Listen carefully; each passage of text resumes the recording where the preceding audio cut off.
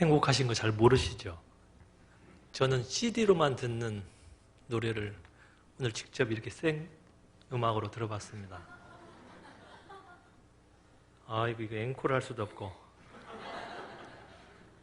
네, 같이 기도하시겠습니다.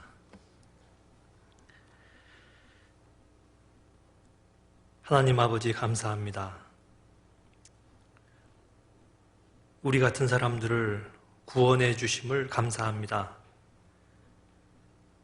우리 자격으로 말하면, 그리고 우리가 살아왔던 행실로 말하면 전혀 값어치가 없고 합당치 못한 사람임을 우리가 너무도 잘 알고 있습니다. 하지만 하나님께서 지으신 영혼이기 때문에, 그리고 하나님이 사랑하셨다는 이유 한 가지로 우리 같은 사람들을 위해서 예수님 보내주시고, 그 예수님이 십자가에 못 박혀 보혈을 다 쏟으심으로 말미암아 구원해 주신 은혜를 인하여 감사와 찬송과 영광을 돌릴 뿐입니다. 예수님이 우리를 위해서 십자가에서 죽으신 사실을 우리는 믿은 것 한 가지밖에 없는데, 그 믿음을 하나님께서 의로 여겨주시고 우리 같은 사람을 아들로 불러주시며 우리 이 더러웠던 그리고 추했던 입을 통해서 아버지라 불리우심 받는 것을 기뻐하심을 알고 말할 수 없는 감사와 찬송으로 우리 아버지 하나님께만 돌립니다. 오늘 하나님의 사랑을 깨달은 하나님의 자녀들이 함께 모여서 우리를 구원하신 아버지 하나님을 찬양하며 우리를 향하신 주님의 거룩한 계획을 함께 배우는 시간 허락하심을 알고 감사합니다. 이 시간 고개 숙인 주님의 자녀들을 주님께서 위로하시고 용기 주시며 주님의 뜻대로 사는 데 필요한 모든 것을 허락해 주시옵소서. 우리에게는 주님을 위한 간절한 마음도 있고 그리고 계획도 있습니다. 하지만 좌절되는 수많은 것들이 우리 주위에 도사리고 있습니다. 간혹은 걸려서 넘어지기도 하며 간혹은 주저앉아서 오랜 시간 방황하는 경우도 있습니다. 하지만 주님께서 이 모든 것을 능히 파하시고 우리를 다시 일으켜 세우시며 주님 뜻대로 살게 하시니 감사합니다. 주님의 능력을 더욱 사모하며 주님의 위로하심을 바라며 주님의 지혜가 우리의 모든 생애 가운데 함께해서 악한 자 마귀를 능히 대적하여 승리하는 삶이 되도록 도와주시옵소서. 이 시간을 허락하신 주님께 감사드리옵고 이 시간 고개 숙인 주님의 자녀들의 마음을 위로하셔서 마땅히 필요한 말씀으로 우리 마음들을 채워주시기로 합니다. 말씀을 대언하는 입도 주장해 주시고 듣는 모든 사람의 마음을 주장하셔서 하나님 말씀이 우리 마음 가운데 큰 위로와 힘이 되도록 도와주시기를 원합니다. 시용을 함께 하실 주님께 감사드리며 이 모든 말씀을 우리를 죄악으로부터 구원하여 주신 구주 예수님의 이름으로 감사하며 기도드렸습니다. 아멘. 구약성경 사무엘하 보겠습니다. 구약성경 사무엘하 5장입니다.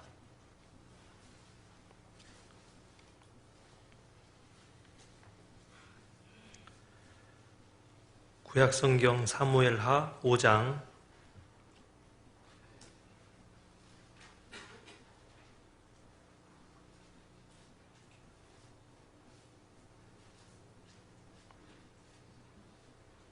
22절부터 사무엘하 5장 22절부터 제가 몇 절을 읽어 올리겠습니다. 블레셋 사람이 다시 올라와서 르바임 골짜기에 편만한지라. 다윗이 여호와께 묻자온대 가라사대 올라가지 말고 저희 뒤로 돌아서 뽕나무 숲을 맞은편에서 저희를 엄습하되 뽕나무 꼭대기에서 걸음 걷는 소리가 들리거든 곧 동작하라. 그때 여호와가 내 앞서 나아가서 블레셋 군대를 치리라 하신지라. 이에 다윗이 여호와의 명대로 행하여 블레셋 사람을 쳐서 게바에서 게셀까지 이르니라. 거기까지.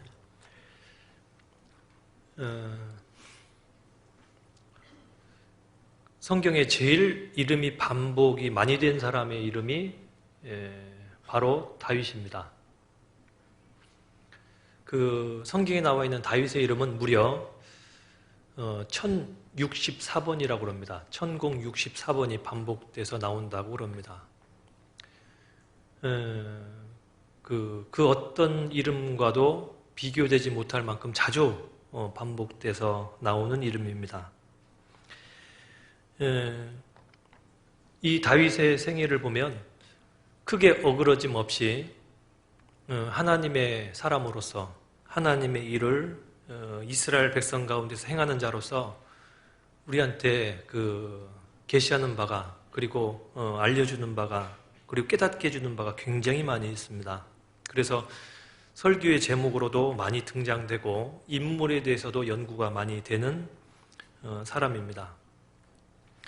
이스라엘의 두 번째 왕이었고 솔로몬의 그 아버지였습니다. 그런데 이 다윗을 오늘 다시 한번 설교의 주인공으로 좀 등장을 시켜 보도록 하겠습니다. 이 다윗은 사무엘하 11장에 보면은 평탄하게 쭉 상승하던 그의 삶이 어느 날 거꾸러져서 게으름이 찾아왔고 그 게으름 끝에 여인 다른 남자의 아내를 간음하는 아주 크나큰 죄를 짓기도 합니다. 그리고 그 결과 그 밧세바라는 여인이 임신을 하게 되었고, 임신을 한 것이 들통날까봐 별 치사한 잔꾀를 다 부립니다. 전쟁터에 나가 있는 그의 남편을 불러서 혹시라도 그 죄가 숨겨질까 방법을 세워봤는데 그 방법이 통하지가 않았습니다. 결국은 다윗은 자기가 사랑했던 그 종 우리야마저도 전쟁터 최고 전방에 보내서 최고 전방에서 죽도록 했습니다. 결국 이 다윗은 짧은 시간 안에 평생에 가까이 할 수 없었던 그 엄청난 죄를 저질러버리고 맙니다. 간음죄 그리고 살인죄까지 범합니다. 어찌 보면은 일반적인 우리 그리스도인들이 짓지 못할 그런 파렴치한 죄를 짓고 추악한 삶 가운데 빠졌었습니다. 그런데도 성경에는 하나님께서 내 종 다윗, 내 종 다윗이란 말을 계속 등장시키면서 이 다윗은 끝까지 하나님의 사람으로 칭찬하는 사람입니다. 그 이유가 무엇인지를 오늘 이 다윗의 삶을 잠시 조명해 보면서 같이 배워보도록 하겠습니다. 자, 이유가 뭐냐면 이런 생활 집회를 할 때 저희가 평소에 주일날 말씀을 듣는다든지 아니면 수요일날 말씀을 들을 때 어찌 보면은 우리 삶 가운데서도 알지 못하게 마치 습관처럼 주일이니까 왔고 습관이니까 수요일날 또 와서 말씀을 듣는데 그 말씀을 듣는 것이 그냥 마치 마음의 위안이고 오늘 듣지 않으면 뭔가 해야 될 일을 마치 못한 것 같이 그런 마음도 어느새 우리 마음속에 슬며시 자리 잡을 수 있기 때문에 이런 기회에는 조금 더 마음을 새롭게 했으면 좋겠다 싶습니다. 말씀을 쭉 감상하고 그래 말씀 어떻게 하네 그렇게 생각하시고 점수 주고 마는 게 아니라 말씀을 듣는 가운데 내가 왜 이러한 더운 날씨 가운데 시간을 일부러 내서 며칠 동안 집중해서 말씀을 듣는지 그 각도를 조금 더 조정해 보도록 해보십시다. 우리 구미교회 전도사님은 군 복무 때 보통 사람이 하는 것보다 좀 다른 복무를 했다는 이야기를 제가 이전에 들었고 오늘 또 다시 들었습니다. 저격병이었다고 그러더라고요. 저격병. 저격병이 뭔지 압니까? 일반 사람들은 사격을 그 정도는 못할 것 같은데 훈련된 그 저격병이라는 사람은 아주 더 정확하게 원하는 부분에 총알을 탁 집어넣을 수 있도록 특별한 훈련을 받는다고 그럽니다. 그러니 일반 사람들이 요구하는 것보다 더 까다로운 훈련을 받기도 하고 목표되는 것이 좀 더 까다롭습니다. 대충 하면 돼가 아니라 그 목표하는 지점에 총알을 집어넣어야 되는 훈련을 받는 것 같습니다. 저는 예전에 사격을 할 때는 목표의 표적지가 넘어가면 됐어요. 표현 되십니까? 200m, 250m에 있는 표적지가 사람만한 게 뜩 일어섭니다. 그리고 10초가 지나면 10초 후에 자동적으로 넘어가요. 그 사이에 총을 안 쏘면은요, 총알을 그쪽으로 날려도 소용이 없어요. 이미 넘어가 버렸기 때문에. 그래서 이제 총알을 잘 겨눈 총에 의해서 발사돼서 그 표적지가 맞으면 띵 소리가 나고 그 표적판은 넘어가요. 점수는 올라옵니다. 그런데 우리 전도사님은 그 정도가 아니라 표적지에 예를 들면 얼굴을 맞춰야 되는데 얼굴도 오른쪽 윗부분을 맞춰야 된다든지 이런 수준의 훈련을 받은 것 같습니다. 마치 우리가 말씀을 듣는 것이 그래 내가 평상시 살면서 조금 더 유익한 말씀으로 그냥 생각하는 정도가 아니라 우리 삶을 조금 더 한번 조정해서 그 영어식 표현으로 말하면 업그레이드를 좀 시켜보십시다. 요 정도만 살아도 되겠다가 아니라 정말 내가 말씀을 듣는 가운데 말씀은 귀로 알고 있고 이미 머릿속에 남아있는데 그 말씀이 나와 얼만큼의 상관이 있는지도 한번 규명해서 조금은 더 심각하게 이 시간을 만들어 보십시다. 왜 그러냐면 이 생활 집회 때 반복되는 말씀들이 처음 듣는 말씀은 아닐 겁니다. 이미 반복된 주제이고 조금 더 다른 본문을 가지고 설교된 내용일 겁니다. 그런데 그런 말씀들이 내 머릿속에 기억되어 있고 기억되는 만큼 생활 가운데 옮겨진다면 말씀을 또 반복하고 할 일은 없을 겁니다만 간혹은 마치 전혀 들어본 바 없는 것처럼 생활을 합니다. 모르는 것 같이 생활을 해요. 마치 주님이 이 자리에 나타나셔서 너 그 말씀 몰랐냐 그러면 알고 있었는데요. 그런데 왜 행하지 못했냐 하면 이제 거기에 이유가 여러 가지 따라 나올 겁니다. 그 이유가 무엇인지 같이 성경을 배워보는 가운데 우리 마음에 매 시간마다 마음속에 작게나마 좀 결심하는 시간들이 되었으면 좋겠습니다. 이 시간이 무의미하게 지나간다면 이 다음에도 역시 똑같은 일이 벌어질 거라고 생각을 합니다. 제가 독일에 있는 중에 저한테 쪽지가 하나 왔습니다. 그 스페인에서부터 쪽지가 왔는데 인터넷상으로 어떤 그 자매로부터 쪽지가 딱 날라왔습니다. 그 내용은 구미에 우리 고모가 살고 있어요. 그런데 우리 고모가 말씀을 한번 들었는데 아직 구원을 못 받은 것 같습니다. 우리 고모 좀 도와주세요 라는 그런 쪽지였습니다. 당연히 저는 유럽 식구였기 때문에 마음이 좀 더 갔고 도울 수 있는 방법이 있으면 돕겠다 하고 답장을 했습니다. 여러 통의 쪽지가 왔다 갔다 했습니다. 그런데 조금 있다가 다시 기도해 주셔서 감사합니다. 이미 구원을 받으셨습니다 하는 쪽지가 새로 왔어요.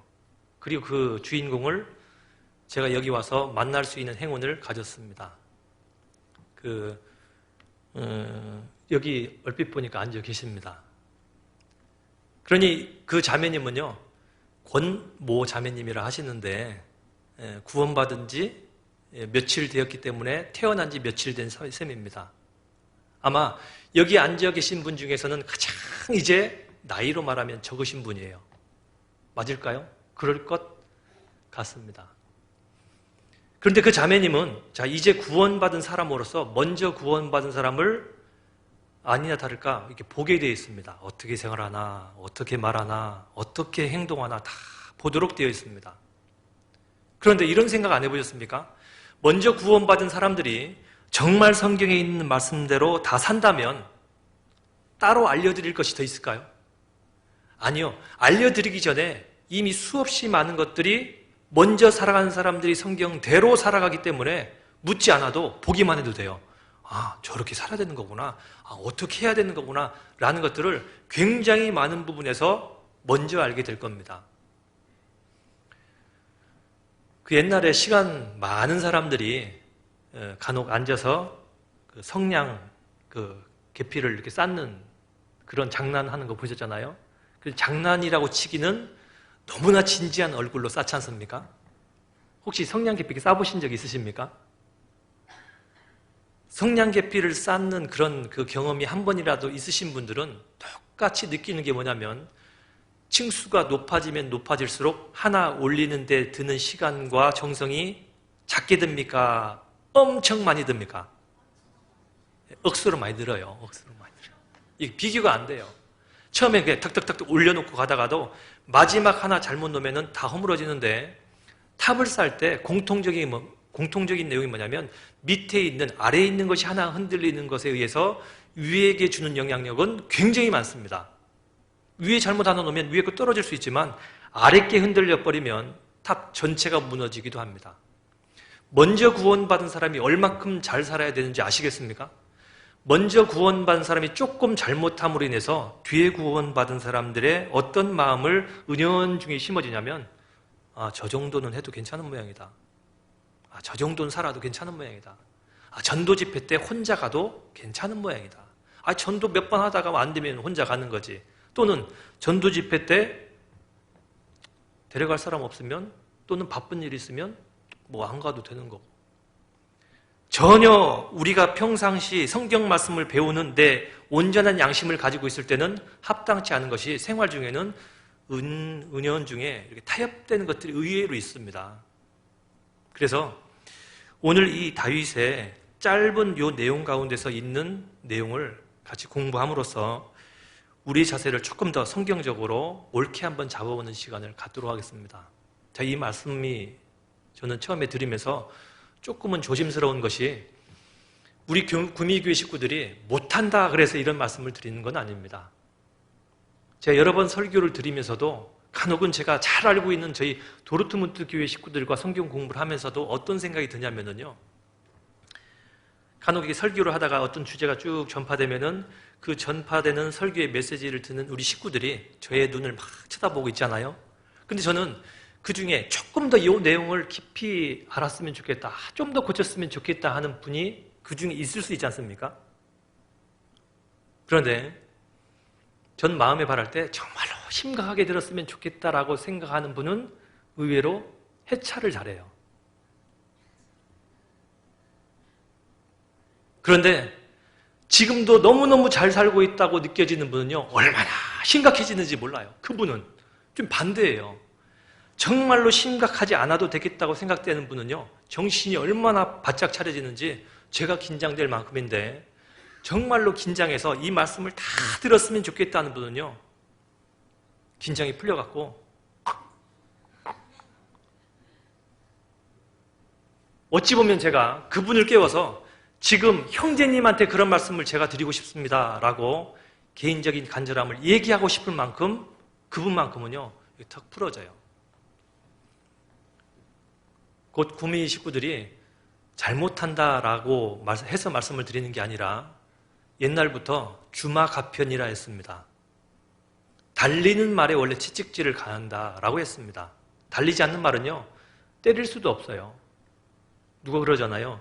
그 길가에서 숨어서 이렇게 소변을 보는 사람한테는 저희 점잖은 양반이 그게 뭡니까? 그 소변 금지라고 써 있는 거 안 보이십니까? 할 수 있는데 대로 가운데 서서 오줌 누는 사람은요 뭐라고 하면 안 된대요. 이미 아픈 사람이기 때문에 그 사람 놔둬야 된답니다. 그래서 우리 구미교회 식구들, 우리 사방의 교회에 모범이 되고 있다는 소리가 이미 제가 충분히 들었고, 그런데 더 모범이 되기 위해서, 우리가 지금 혹 모범이라고 하는 것도 어찌 보면 상대적인 기준인데 더 잘해보기 위해서 이런 말씀의 공부를 함으로 인해서 우리의 각도를 조금 더 조정해 보십시다. 아까 제가 사격에 대한 말씀을 들었는데 사격을 한 사람들은 똑같은 경험을 반복합니다. 내가 들고 있는 총에서는, 내가 지금 잡아당기고 있는 이 활에서는 얼마 각도 차이가 나지 않는데 총알이 한참 날아간 저 관역 쪽에서는요 조금의 그 차이 때문에 관역에게 총알이 건드려보지도 못하고 엉뚱한 곳으로 날아가기도 합니다. 여기선 작아요.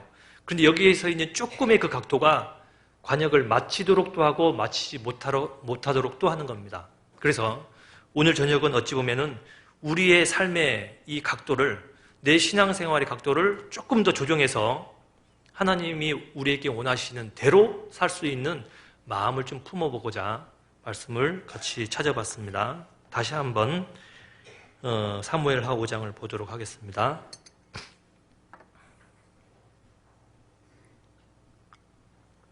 22절을 다시 제가 읽겠습니다.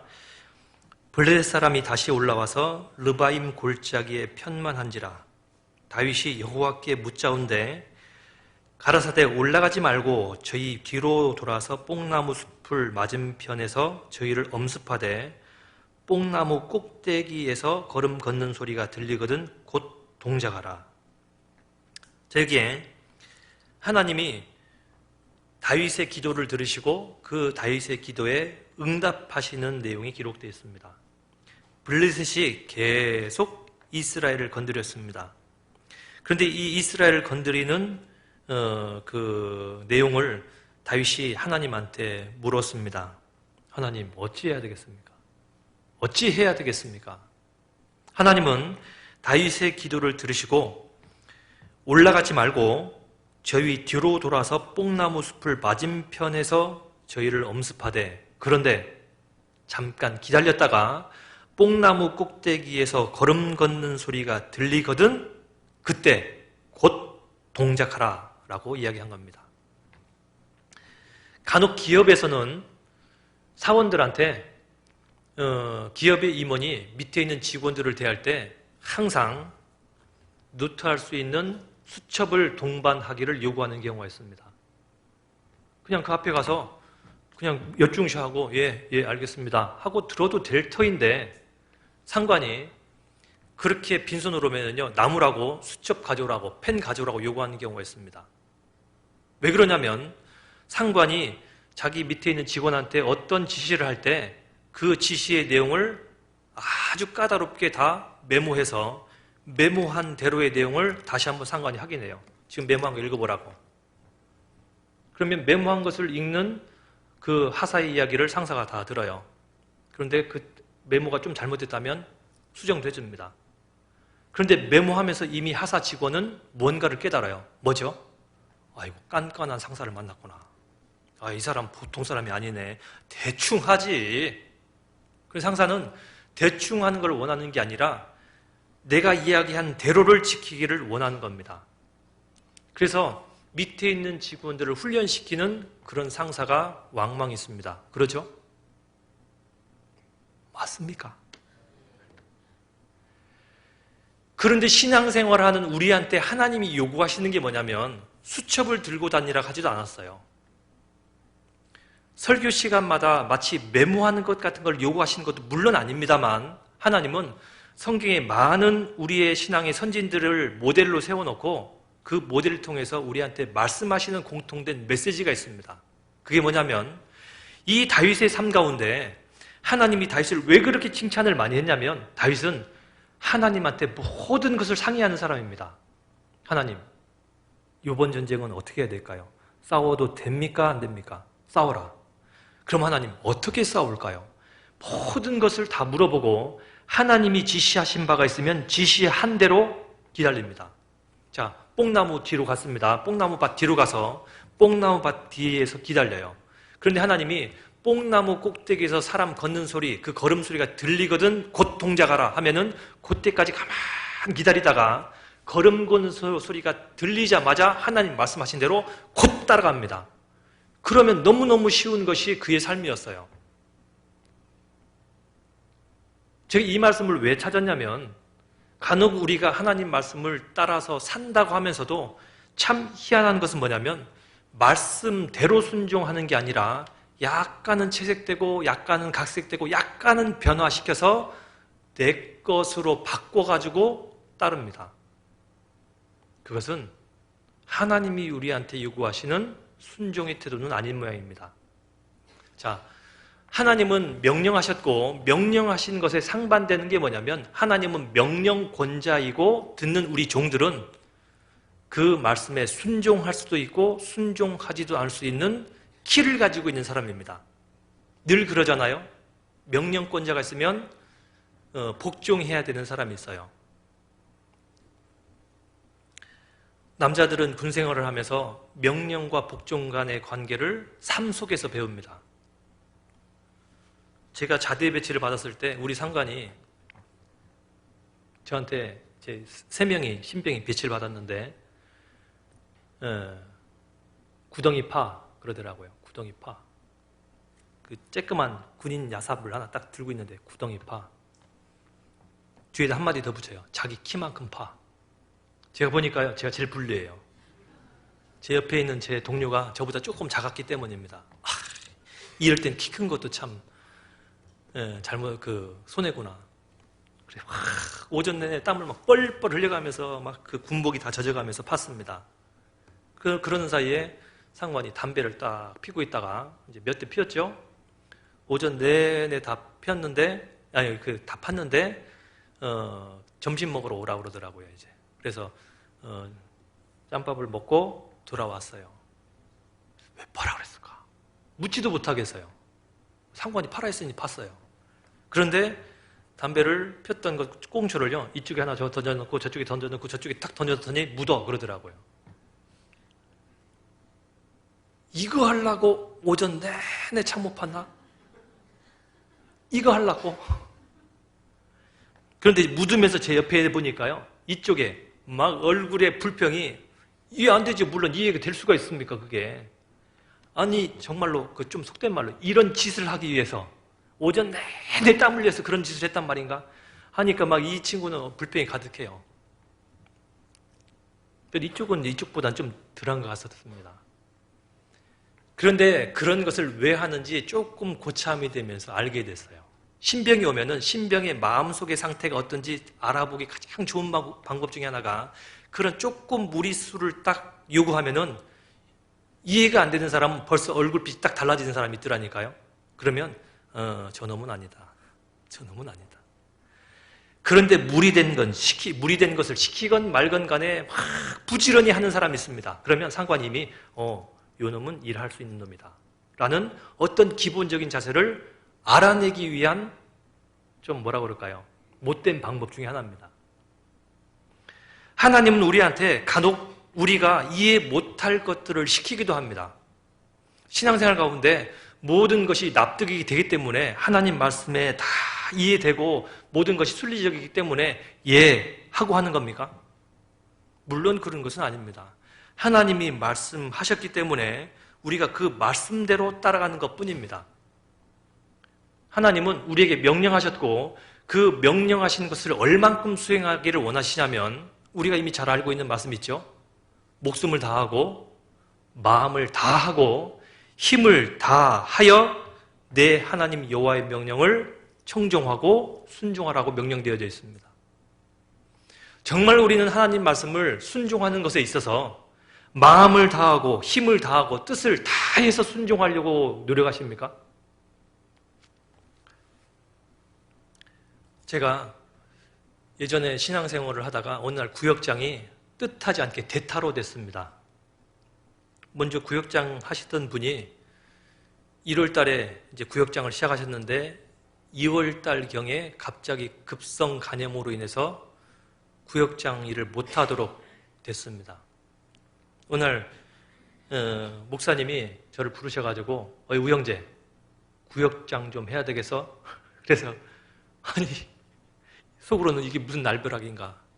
제가 나이가 굉장히 적었을 때입니다. 아이고 목사님 알겠습니다 했는데, 나이가 적은 사람이 이제 구역장을 해서 한 해를 하는데 힘들었던 것이 있었습니다. 저한테 개인적으로. 그게 뭐였냐면, 이제 조장님도 필요했고 부구역장님도 필요했고 총무도 필요했고 한데, 이런 것들을 좀 협의를 하라 그러더라고요. 그런데 먼저 구역장 했던 분이 물러나면서 몇 분이 나도 못하겠다 이렇게 돼버렸어요. 근데 나이가 젊은 사람이 구역의 일, 조의 일을 함께 하려고 그 부탁을 했는데, 제가 여러 번 들었던 소리가 뭐냐면, 나는 뭐 때문에 못하겠다 하는 소리를 많이 들었습니다. 제가 그 1년 동안 마음속에 제일 원했던 것이 뭐였냐면, 제발 어떤 부탁할 때 예, 알았어요 라고 하는 소리 한 번이라도 들었으면 참 좋겠다라는 생각을 했었습니다. 그렇게 1년 지났을 때에 제가 서울에 목사님이 찾는다는 소리를 들었습니다. 서울에 이완 목사님이 저를 찾는다고 해서 연락을 드리고 언제 뵈야 되겠습니까? 하니까 시간 되는 대로 빨리 오라고 해서 이제 목사님 댁을 찾아갔습니다. 이완 목사님 댁에 찾아가서 인사를 드렸더니 저한테 서울교회 전도인실로 들어오라 그러시더라고요. 들어오라는 명령을 어떻게 하셨냐면 들어올 수 있냐라고 그러셨어요. 제가 그 말씀을 들었을 때요, 저는 아버님에 대한 기억이 참 많았습니다. 아버님이 전도의 일을 하실 때 어떤 형제 자매님이 상담을 하고 가면은 아버님이 몇 날 며칠을 잠을 못 주무시던 것이 제가 기억됐던 것 중에 하나입니다. 아버님은 그 형제님의, 그 자매님의 그 고민을요, 함께 싸질머져가지고 막 몇 날 며칠을 잠을 못 주무셔요. 제가 그런 것들을 기억을 했습니다. 왜 제가 그게 기억이 쉬웠냐면 아버님이 아침에 일찍 일어나가지고 성경을 읽으시는데 제가 밤늦게 들어가면서 아버님이 아직 주무시지 않는 걸 봤고 새벽에 돼서 아버님이 일어나시기 전에 제가 인사를 살짝 드리고 나갈 때가 있는데 그 이른 시간에 아버님이 여전히 불을 켜고 계셨어요. 아버님이 밤에 불을 켜고 주무시는 분은 아닙니다. 왜 저런 일이 있나 보면 어떤 형제님인가 어떤 자매님에게 다녀간 이유입니다. 그렇기 때문에 저는 전도인 한다라는 것은 생각을 해본 적이 없었습니다. 어떤 형제님이 한 번은 저한테 이러셨어요. 우형제는 참 좋겠다고. 왜 그러냐 그랬더니 소도 비빌 언덕이 있어야 좋은데 우형제는 그 언덕이 옆에 있지 않냐 이거예요. 그게 무슨 말씀이세요 했더니 아버님이 전도인이고 작은아버님이 전도인이니 뭐 에휴, 우형제는 좋겠어요 하면서 한숨 쉬었는데 제가 그 소리 듣고 속으로는요, 야 정말 철없다. 전도인이 뭔지를 잘 모르는구나. 저는 그렇게 생각했었습니다. 그런데 이완 목사님이 그런 전도인 자리를 지금 이제 저를 불러놓고 우형제 전도인실로 들어올 수 있겠냐 하신 거예요. 그런데 그때가 1년 동안 제가 그런 구역장을 하면서 가장 갈등을 많이 겪고 난 다음에 곧바로 올라가서 목사님께 그 소리를 들었는데 그 소리를 들을 때 저는 두 가지 생각하지 않고요. 예, 올라오겠습니다. 언제 올라야 되겠습니까? 직장 곧바로 정리하고 오라고. 예, 하고 이제 인사를 드리고 세부적인 내용을 지시를 받고 제가 돌아서 아래층으로 내려오면서 정신이 차려졌습니다. 아이고야, 지금 내가 뭐라고 그랬지? 목사님께 내가 뭐라고 답을 한 거야? 이건 자격도 없고 이거는 뭣도 안 되고 뭣도 안 된다고 이렇게 해드려야 되는데 저 직장 다니고 있습니다. 이것도 안 되고 저것도 안 된다고 말씀드려야 되는데 내가 도대체 뭐라고 한 건가? 하고 아래층에 내려와서 공중전화로, 그때는 이제 핸드폰이 없을 때입니다. 아버님한테 전화를 드렸더니 예, 어제 전화를 받았다. 목사님한테 전화 받았는데 잘했다. 이제 그런 말씀하셨어요. 그래서 아버님 말씀에 응원을 받아서 이날 이때까지 있는 겁니다.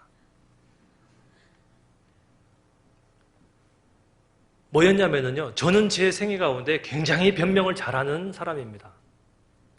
제 개인적으로 말하면은 무엇을 시켰을 때 싫으면은요, 그 하지 않아야 될 이유가 상당히 빠른 시간에 머릿속에 떠오를 수 있는 그런 사람임을 제가 알아요. 하기 싫으면요, 안 하는 이유가 합당하게 상대방한테 설득력 있게 설명할 수 있을 만큼의 막 많은 것들이 막 떠올라오면서 상대방의 그 제안을 거절할 수 있는 그 본성을 갖고 있는 걸 알아요. 그런데 그렇게 되는 것이 그 한 해 동안에 제 마음고생을 통해서 그렇게 하면 안 되겠구나라는 것들이 교훈되어졌던 겁니다. 성경에 있는 위인들을 보니까 성경에 있는 위인들은 하나님 말씀을 받았을 때에 변명을 했던 것보다는 말씀대로 하나님이 말씀하신 것이 있다면 그 말씀에 하신 대로를 그대로 순종한 사람들입니다. 출애굽기 39장과 40장, 제일 마지막 두 개장에 18번이나 반복되어 있는 말씀이 뭔지 아십니까? 모세가 하나님이 모세에게 어떻게 해서 성막을 만들라고 명령하신 대로를 다 준행하였더라. 하나님이 모세에게 명령하신 것을 다 준행하였더라. 다 준행하였더라. 라는 말씀이 그 짧은 성경 속에 18번 반복되어 있는 이유가 무엇일까요? 하나님 말씀하신 대로를 그대로를 지키기를 원하시는 겁니다. 한 번은 제가 저희 아이한테 심부름을 시켰어요. 라면을 사오라고. 이제 한국 살 때 얘기입니다. 아이야, 라면 좀 사와라. 그랬더니 예. 그러면서 아이를 이제 보냈는데 지금은 정확한 기억이 안 납니다만 그때 당시에 이제 이런 그 심부름이었어요. 너구리 사와라. 너구리. 너구리라는 라면 있죠. 너구리를 사와라. 그러니까 예 하고 뛰는데 너구리가 없을 수 있겠다라는 생각도 들었어요. 그래서 너구리가 없으면 신라면 사와라. 이제 이런 식이었어요. 그런데 아이는 너구리 사와라라는 말 뒤에 나오는 말은요. 그냥 벌로 들어요. 벌로. 막 뛰어갔다가 달려왔는데 빈손으로 왔어요. 없어요, 아버지. 너구리 없든 예, 없어요. 그런데 신라면은 그랬더니 예? 신라면이 뭐예요? 내가 아까 얘기 안 하든 너구리가 없으면 신라면 사오라고 안 하든 못 들었는데요. 그러면 얘가 심부름 한 겁니까? 안 한 겁니까? 안 한 거죠. 이런 경우도 있습니다. 역시 우리 전도사님 얘기가 처음에 필두로 나왔기 때문에 군 얘기 좀 더 해봅시다. 그 상관이 간혹 자기의 부하가 말을 잘 안 들으면 이제 그 기합으로요 연병장을 군장을 해서 돌도록 또 합니다. 그러죠? 10바퀴 돌라고 했습니다. 군장을 메고 이제 총을 메고 연병장을 뛰어야 되는데 9바퀴 뛰면은 상관의 말에 순종한 겁니까? 안 한 겁니까? 한 겁니까? 안 한 겁니까? 90%한 거 아닙니까? 안 한 거죠. 그렇게 딱 들고 와서 예, 9바퀴 들고 왔습니다. 그러면 상관이 뭐라 그럴까요? 예, 그 기합 대상입니다. 아마 10바퀴 더 뛰라 그럴지도 몰라요. 그런데 11바퀴 뛰면 뭡니까? 이놈 괘씸한 놈입니다. 상관한테 대드는 거예요. 네가 10바퀴 뛰라고 그랬지? 나는 그렇게 못해. 상관이 딱 따져보고 있는데 9바퀴, 10바퀴 하는데 10바퀴 지나서 한 바퀴 또 뛰는 거예요. 그런데 들어오는데 보니까 씩씩거리면서 들어왔어요. 예, 뛰었어요. 그러면 상관이 뭐라 그럴까요? 10바퀴 더 뛰어? 또 그럴 거예요, 또. 왜? 11바퀴 뛰었다는 얘기는 얘가 계산하면서 불순종하고 있다는 얘기입니다. 하나님은 우리한테 어떤 것을 요구하시는 거냐면 말씀하신 대로 그대로 순종하기를 원하는 거예요. 그런데 우리가 문제가 되는 건 뭐냐면 하나님이 나한테 원하는 것을 내가 모르냐? 그건 아니라는 겁니다. 이미 하나님이 나한테 원하시는 것이 무엇인 줄 아는데 그 무엇인지 아는 것에 있어서 내가 덧붙이기도 하고 빼는 것이 자꾸 생긴다는 겁니다. 일반적으로 어린아이는 그런 것들이 안 해집니다. 나이가 들면 들수록 점점점 변명이 많아져요. 꾀가 많아집니다. 그래서 상관이 시킨 것에 대해서 점점점 줄여도 행하고 점점 느려서도 행하는 겁니다. 오늘 그런 것들을 몇 가지 좀 찾아서 공부를 해보도록 그렇게 하겠습니다. 성경을 한 곳 찾습니다. 신명기 봅니다. 신명기. 구약성경 신명기 1장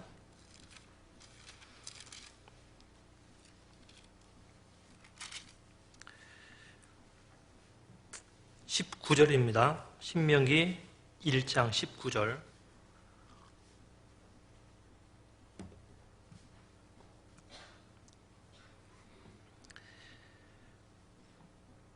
신명기 1장 19절. 우리 하나님 여호와께서 우리에게 명하신 대로 우리가 호렙산에서 발행하여 너희의 본바 크고 두려운 광야를 지나 아모리 족속의 산지길로 가데스 바네아에 이른 때에 내가 너희에게 이르기를 우리 하나님 여호와께서 우리에게 주신 아모리 족속의 산지에 너희가 이르렀나니 너희 하나님 여호와께서 이 땅을 너희 앞에 두셨은즉 너희 열조의 하나님 여호와께서 너희에게 이르신 대로 올라가서 얻으라. 두려워 말라. 주저하지 말라 한즉 너희가 다 내 앞으로 나와 말하기를 우리가 사람을 우리 앞서 보내어 우리를 위하여 그 땅을 정탐하고 어느 길로 올라가야 할 것과 어느 성읍으로 들어가야 할 것을 우리에게 회복해 하자 하기에, 여기에 19절부터 22절 사이에 반복되어 있는 두 가지의 말이 뭐냐면 명하신 대로, 이르신 대로라는 겁니다. 하나님은 이스라엘 백성들한테 이미 주었어요. 그 땅을. 여호수아 1장에 보면은 그 땅을 이미 주었기 때문에 너희는 밟고만 다녀라 라고 되어 있습니다. 들어가서 취하라라는 말은 어떤 쪽에 말씀이셨냐면 잘하면 너희한테 주겠다, 그게 아니었죠. 이미 주었어요. 가서 밟고 다니기만 하라고 얘기했습니다. 그런데 그 말씀을 들은 이스라엘 백성들이 그 땅 앞에 도착했을 때 하나님께 제안한 게 뭐였냐면 잠깐만요 하나님, 잠깐만요 하나님, 그 땅에 정탐하고 와서 들어가면 안 되겠습니까? 라고 얘기한 겁니다. 자녀가 부모님이 차려주신 그 밥상을 대할 때마다 잠깐만요. 그래서 잠깐을 멈춰놓고 난 다음에 반찬의 냄새를 맡고 물도 이거 괜찮네. 다 테스트 해보고 난 다음에 오케이 한 다음에 먹는다면요, 부모님 마음이 좋겠습니까? 아니면 괘씸하겠습니까? 괘씸한 거죠. 부모님이 오죽 알아서 좋겠냐를 생각하고 막 맛있게 먹으면 얼마나 기쁘겠어요. 그런데 이스라엘 백성들은 하나님이 주신 땅을 뭐라고 했냐면, 그런데 하나님 잠깐만요, 우리가 들어가서 좀 보고요. 하나님이 그 땅을 들어가 보도록 허락한 것이 기쁜 마음이었겠습니까? 어휴, 참. 아마 속이 상했을 겁니다. 너희가 나를 그 정도밖에 생각 안 하는구나. 그래, 들어가려면 들어가 봐. 들어가려면 들어가 봐. 하나님에 대해서 그들은 어떤 마음을 가지고 있었냐면 하나님의 말씀을 자기 머릿속에, 자기 삶 가운데 투영시켜서 해석되는 만큼을 행하겠다는 얘기입니다. 하나님이 기뻐하시는 게 아니죠. 하나님은 하나님이 명하신 대로를, 하나님이 말씀하신 대로를 행하기를 원하는 겁니다. 그 한국에 성막을 연구하는 유명한 목사가 한 분 있는데 이제 강모 목사입니다. 그런데 그 강모 목사님의 동생이 해외에서 선교사로 오랫동안 있었다고 그럽니다. 그런데 그 강모 목사가 그 해외에 있는 동생 그 나라를 방문해 있을 때 있었던 유명한 이야기가 하나 있습니다. 공항에 마중을 나왔고 그 공항에 마중을 나온 동생이 인사를 다 그 팀과 하고 난 다음에 먼저 이제 강문호 목사의 동생 목사가 이제 그 교회를 향하고 있고 뒤에 있는 사람들은 단체 버스를 타고 이제 가는데, 단체 버스를 타고 가는데 뒤집어졌네요. 형님을 승용차에 태웠네. 승용차에 태우고 형님이라고 대우해서 승용차에 태우고 목사님, 그 강문호 목사님, 강문호 목사님입니다. 그 목사님은 앞에 이제 그 형님을 보내고 뒤에 버스에 이제 타고 오는데 어느덧 이렇게 가다가 길이 짚여가지고 버스가 앞서게 됐답니다. 근데 버스가 매연이 나오는데 매연에 나오는 게 전부 다 이제 뒤에 있는 형님의 그 차에 다 뭐라고 그래요? 바람을 통해서 이제 차 안으로 들어오는 거예요. 이게 매콤하고 싫은 겁니다. 그런데 문제는 틀림없이 공항에서 이 동생과 그 기사가 영어로 통화하는 걸 들었는데 영어로 저기 앞에서 이 매연이 많이 나오니까 좀 어떻게 하면 안 되겠습니까? 하는데 들은 채를 안 하더래, 들은 채를. 그래서 그 매연 때문에 식겁을 하고 이제 그 교회당까지 갔답니다. 교회당에 도착해서 동생한테 불평을 했대요. 야, 그 기사가 내 말 전혀 안 듣더라 그랬더니 무슨 일이 있었냐고. 그래서 오면서 이 이야기를 했대요. 그랬더니 이 동생이 그러더랍니다. 그 기사는 제 말만 듣습니다. 제 말만.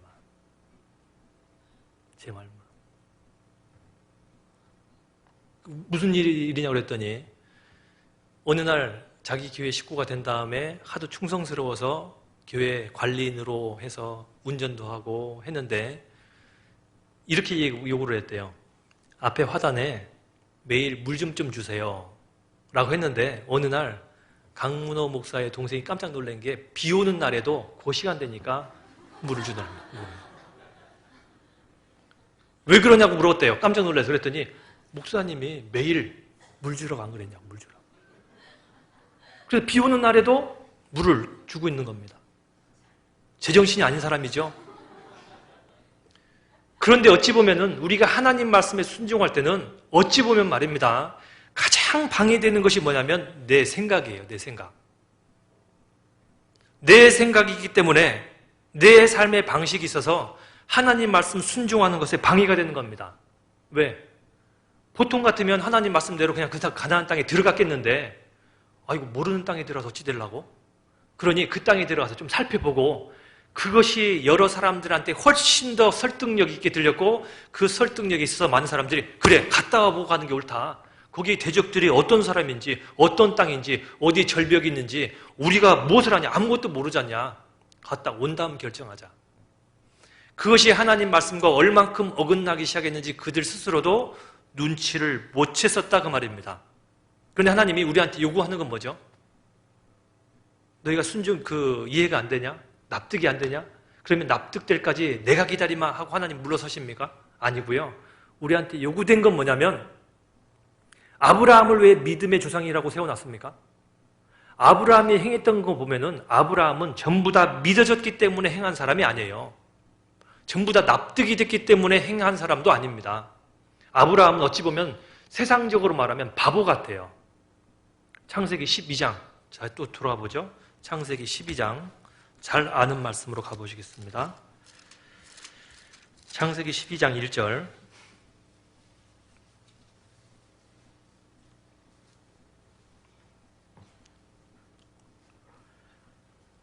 여호와께서 아브라함에게 이르시되 너는 너의 본토 친척 아비 집을 떠나 내가 내게 지시할 땅으로 가라.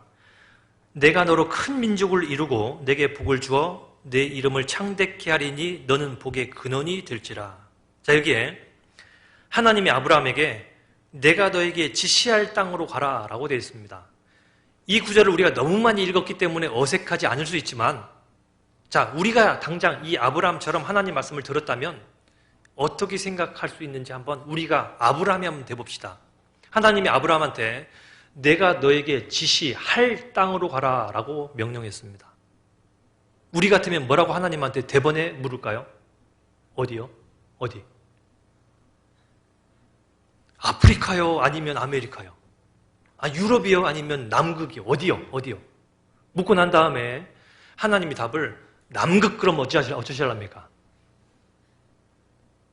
하나님 잠깐만요. 남극엔 교회도 없는데요. 그렇게 하나님한테 말씀드리지 않을까요? 지시할 땅으로 가래요.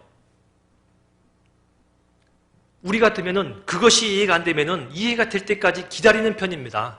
그런데 아브라함은 어찌 된 건지 지시할 땅으로 가라고 명령 내려졌을 때 예 하고 짐을 다 꾸려서 이제 출발할 준비를 다 해서 자 됐네 이제는 근데 하나님이 어느 쪽이요? 그럼 하나님이 그냥 손을 앞으로만 딱 하면은 이 손의 끝에 뭐가 있는지도 몰라요. 가요. 이제 손가락이 가르치는 방향대로. 한참 가다가 하나님이 갑자기 오른쪽으로 틀면은 오른쪽으로 또 갑니다. 이해가 되지 않아요. 어디로 나를 끌고 가시는지 알지 못합니다. 그래도 가요. 왜 그러죠? 나에게 지시하신 분이 누구기 때문에? 하나님이기 때문에. 하나님은 전능자이시기 때문에 그 전능자가 나를 붙잡고 있기 때문에 무조건 가는 거예요. 그것이 아브라함한테 있는 믿음입니다. 우리는 동일한 하나님을 믿고 있으면서도 간혹은 어떻게 생각하냐면 마치 하나님이 전능치 않은 것처럼 하나님이 분명히 우리에게 약속했고 우리에게 갚아주시겠다고 말씀하셨음에도 불구하고 내가 이성적으로 납득이 안 되면 한 걸음도 안 움직이겠다는 식입니다. 안 가겠다는 식이에요. 하나님 조금만 더 기다려달라고.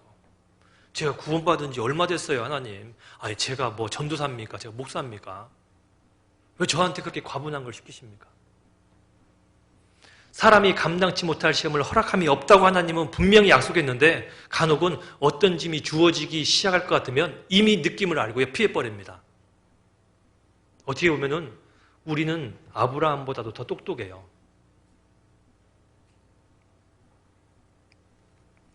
이 아브라함은 정말로 대단한 사람입니다. 어찌 보면 정말로 대단한 사람입니다.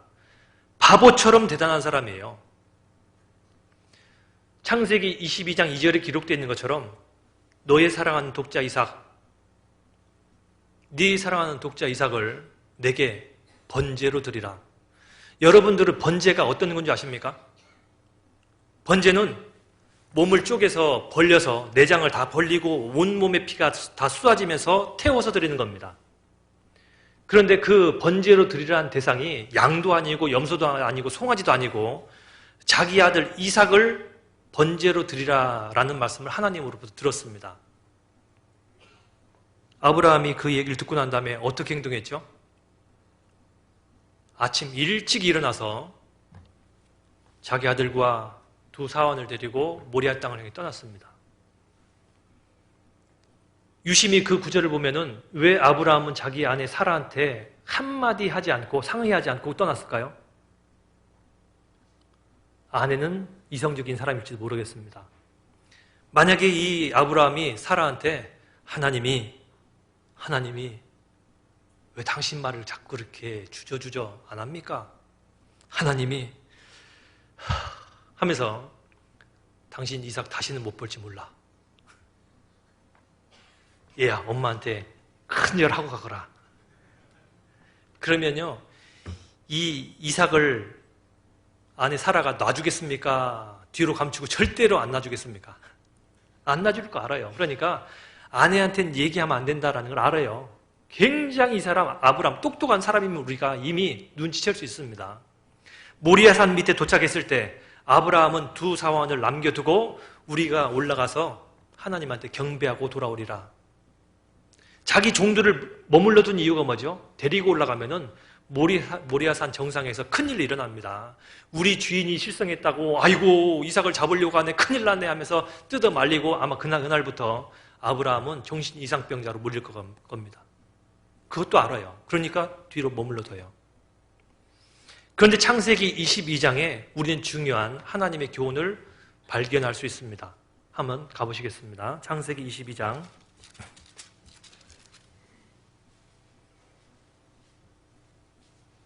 4절입니다.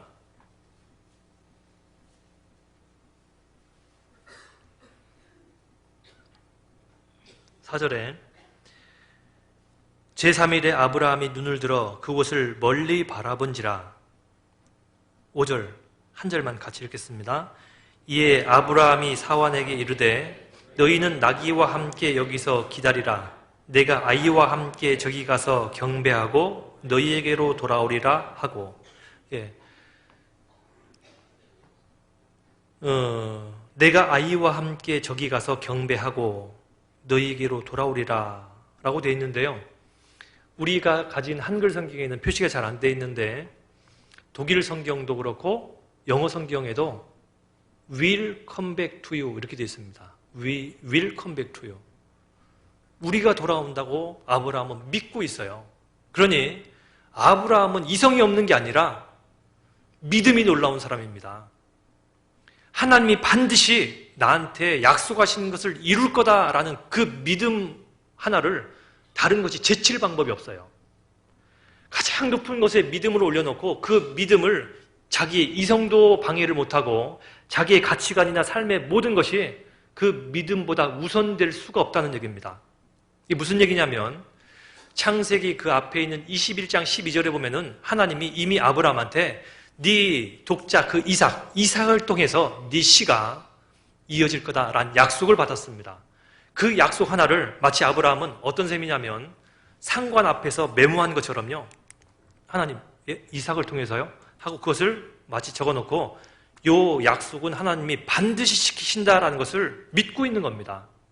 자, 21장 보죠. 21장 12절. 21장 12절에 같이 읽겠습니다. 하나님이 아브라함에게 이르시되 내 아이나 내 여종을 위하여 근심치 말고 사라가 내게 이른 말을 다 들으라. 이삭에게서 나는 자라야 내 씨라 칭할 것임이니라. 마치 아브라함 요 구절을 적어놓은 겁니다. 이삭에게서 나는 자라야 내 씨라. 반드시 이삭이구나. 이 이삭 통해서 하나님이 내 씨를 연결해 주겠다는 거구나 하고는 이제 그게 마음에 기록이 됐습니다. 보관이 된 거예요. 그런데 하나님이 이 이삭을 번제로 드리래요. 그럼 우리같이, 자, 우리처럼 현명하면은 하나님한테 뭐라고 할까요? 요즘 아이들 부모한테 시비 거는 셈입니다. 아버지, 며칠 전에 저한테 이렇게 약속하고 왜 지금 또 반대말 하셔요? 이렇게 할 수 있잖아요. 하나님이 네 사랑하는 독자 이삭을 내게 번제로 드리라 그러면은 뭐라고 해야 되겠습니까?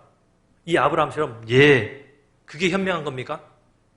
아니면 하나님, 며칠 전에 저한테 이렇게 말씀하신 건 어쩌려고요? 하고 따지는 게 더 현명하겠습니까? 어쩌시렵니까? 그런데 우리는 흔히들 어떤 방법을 선택하냐면 이해가 안 되면 하나님한테 따지는 식이에요. 뭔가 하나님 실수하신 거죠. 저한테 이런 약속 한번 했잖아요. 그런데 이런 약속과는 왜 반대된 얘기를 저한테 원하셔요? 하고 따지는 셈입니다. 그리고 난 다음에 그 답이 안 오면은 안 움직여요. 예, 가라 했지만 하나님 뭔가 착각하신 겁니다. 얘 이스마엘 아닙니다. 얘 이삭입니다, 하나님. 이삭 보고 그렇게 말씀하시면 안 되죠. 왜? 아브라함은 부활이라는 사건을 한 번이라도 경험한 사람입니까? 아닙니까? 우리는 이미 성경을 통해서 많은 부활이라는 걸 통해서 들었어요. 이미 있는 걸 알아요. 그런데 아브라함은 부활이라는 것을 경험해 본 적이 없어요, 이 사람은. 그런데 아브라함은 믿었어요. 왜? 이 아들을 하나님이 죽이라고 명령하셨지만, 번제로 태우라고도 말씀하셨지만, 죄로 다 흩어질지라도 하나님에게는 어떤 권능이 있죠? 하나님은 천지 만물을 창조한 창조주로서 다시 돌려줄 수 있는 것이 그의 믿음 속에 자리 잡고 있는 겁니다. 히브리서 11장 9절이 그겁니다. 히브리서 11장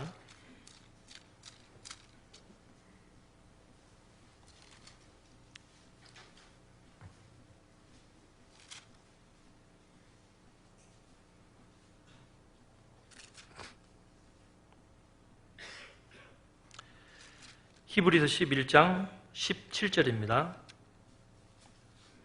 히브리서 11장 17절 아브라함은 시험을 받을 때에 믿음으로 이삭을 드렸으니 저는 약속을 받은 자로 돼 그 독생자를 드렸느니라.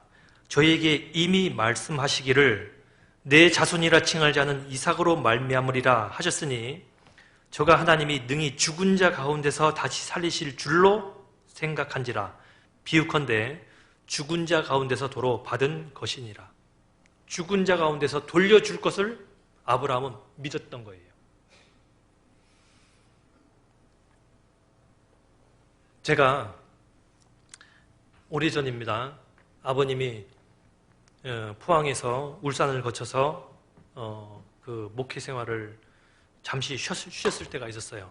제가 있었던 곳에 오셔서 대전교회에서 얼마 잠깐 있었던 기간이 있으셨는데 그때 연말 성도의 교제밤이라고 하는 것이 지나갔습니다. 그 연말 성도의 교제밤 할 때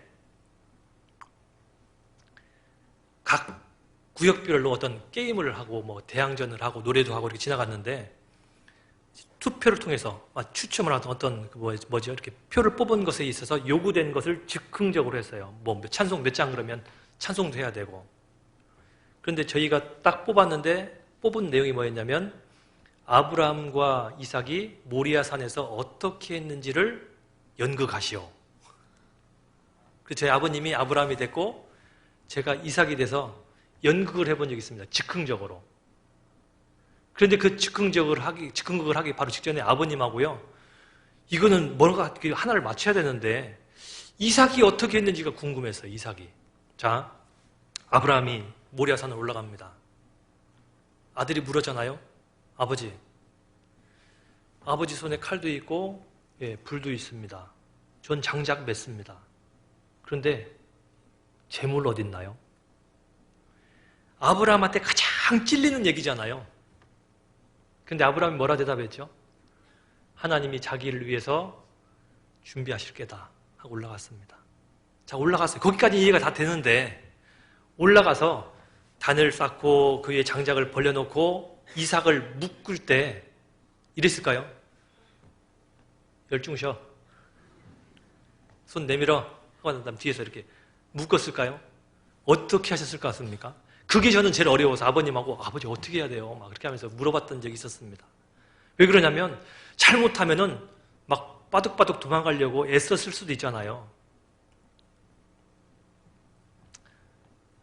그 연극을 할 때요, 손을 앞을 내밀고 아버지한테, 저희 아버님한테 손을 이렇게 묶도록 했고, 그렇게 연극을 했던 적이 있었습니다. 왜 그랬냐면 아버님이 하셨던 말씀 가운데 제가 그거다라고 생각한 것이 뭐였냐면, 이 이삭은 아브라함의 믿음이 옳다라는 것을 이미 느끼고 살고 있는 사람입니다.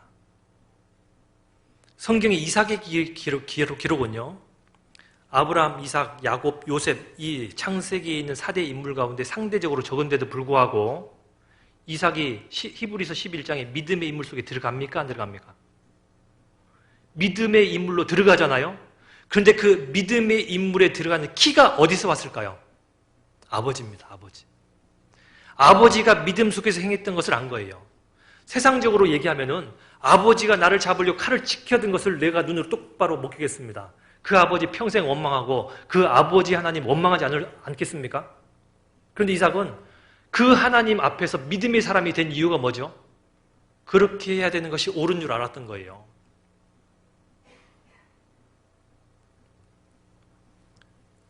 아브라함도, 이삭도, 야곱도, 요셉도 전부 다 하나님의 말씀대로만 살아간 겁니다. 거기다 색깔을 더하지 않았어요. 그러니 우리가 하나님 말씀대로 살아간다는 건 뭐냐면, 하나님이 말씀하신 대로 가하지도 말고 감하지도 말고 가감하지 말고 행하라는 것이 요구되어 있는 겁니다. 신명기 다시 또 찾아봅니다. 신명기 4장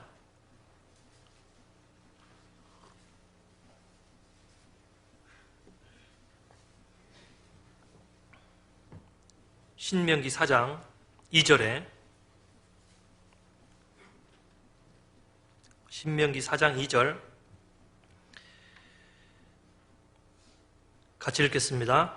내가 너희에게 명하는 말을 너희는 가감하지 말고 내가 너희에게 명하는 너희 하나님 여호와의 명령을 지키라.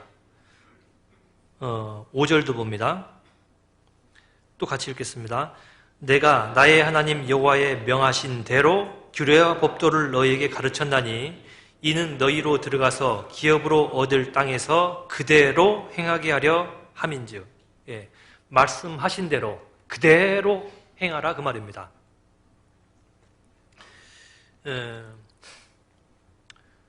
어떤 그 박씨 집에 그 영감님이 옆집에 김씨 집을 보니까 되게 화목하고 좋아 보이더래요.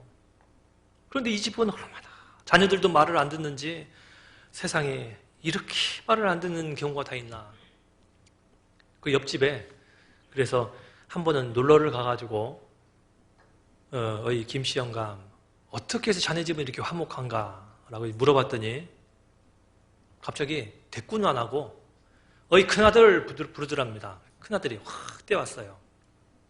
큰 아들한테 요구하기를 뒷뜰에 가서 감좀 한강줄이 따오너라 그랬답니다. 그런데 그때가 요때쯤입니다. 지금 요때쯤에 감을 한 광줄이 따오라고 그런 겁니다. 여러분들이 만약에 그런 아버님으로부터의 명령을 들으면 어떻게 하실랍니까? 아버지, 지금 몇 월 달인지 아십니까? 해야 될 거 아니에요. 그런데 예! 하고는 뒷뜰에 막 뛰어갈 때 이 박씨가 문제가 생긴 거예요. 아니 명령하는 아버지는 또 뭐고 예 하고 뛰어가는 저 아들은 또 뭐야? 설마 했는데 아니나 다를까 뒷뜰에 갔다 왔던 이 아들이 한광줄에 그 감꽃을 따와갖고요. 아버님 여기 있습니다.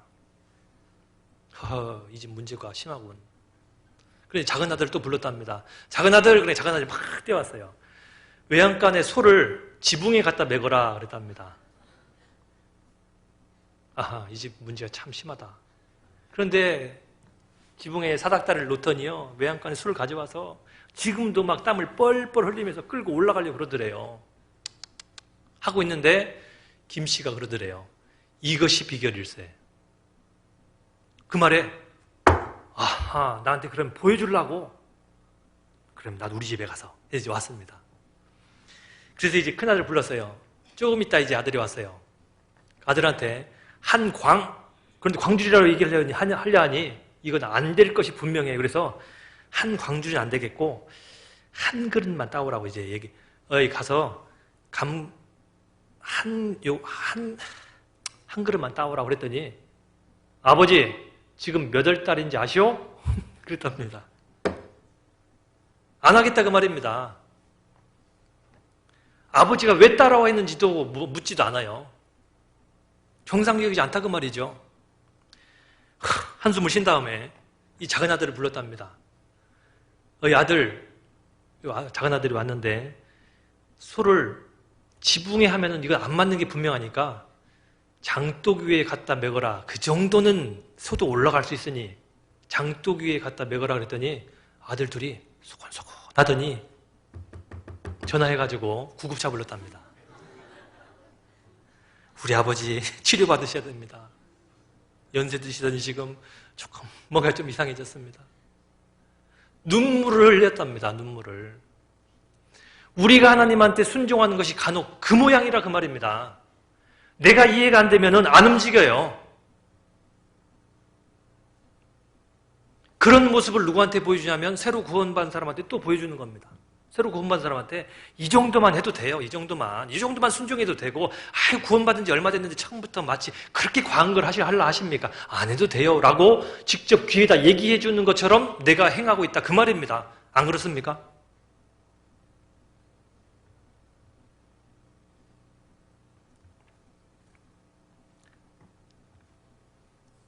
인류의 첫 죄가 뭐였죠? 인류의 첫 번째 죄가 뭐였냐면 하나님 말씀에 순종은 하는 것처럼 보였는데 덧붙여서 사단에게 대꾸하는 순종이었습니다. 하나님은 선악을 알게 하는 나무의 실과를 먹지 말라. 먹는 날에는 정령 죽으리라 라고 말씀하셨는데 하와는 뭐라고 대답했죠? 먹지도 말고 만지도 말라고 했다고. 아니 하루에 10번씩 가서 만져봐도 괜찮아요. 안 먹으면 돼요. 안 먹으면. 10번씩 건드려보고 그놈 정말로 먹으면 안 되게 생겼네. 어이구 참 하고 돌아가도 문제될 건 아무것도 없어요. 안 먹으면 되잖아요. 그런데 먹지도 말고 만지도 말라고 그랬다고 덧붙였지 않습니까? 하나님 말씀을 잘 모르면 그래서 덧붙이게 돼 있고 빼게 돼 있는 겁니다. 그것이 인류가 했던 첫 번째 죄였어요.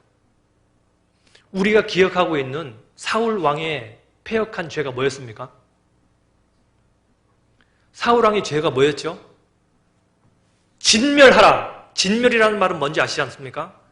양에서부터 새끼에서부터 어미까지 사람까지 아기까지 전부 다 도륙하는 겁니다. 그런데 전쟁터에 갔다 온 사울 왕 뒷뜰에는 뭐가 매여 있었죠? 양도 있었고 소도 있었고 아각 왕까지 잡아왔어요. 사무엘이 가서 물었습니다. 하나님 말씀대로 다 순종하셨습니까? 예, 했죠. 말씀대로 행했지요 하는데 뒤에서 매 그랬어요.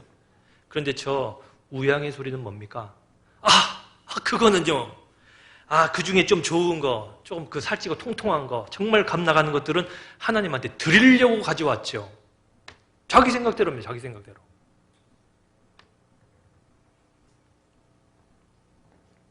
그것 때문에 사울 왕은 하나님한테 버림당했습니다. 합당치 않다라는 것을 그렇게 설명하신 겁니다. 사무엘상 찾아봅니다. 사무엘상 15장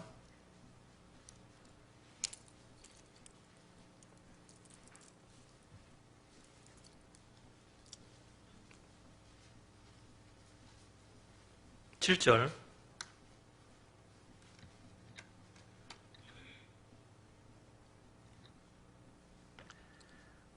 사무엘상 15장 7절에 사울이 하윌라에서부터 애굽 앞 술에 이르기까지 아말렉 사람을 치고 다음 9절 8절 아말렉 사람의 왕 아각을 사로잡고 칼날로 그 모든 백성을 진멸하였을 때 사울과 백성이 아각과 그 양과 소의 가장 좋은 것 또는 기름진 것과 어린 양과 모든 좋은 것을 남기고 진멸키를 어떻게 했다고 되어 있죠? 즐겨 아니하고 가치 없고 낮은 것은 진멸하니라. 부분적인 순종을 했습니다.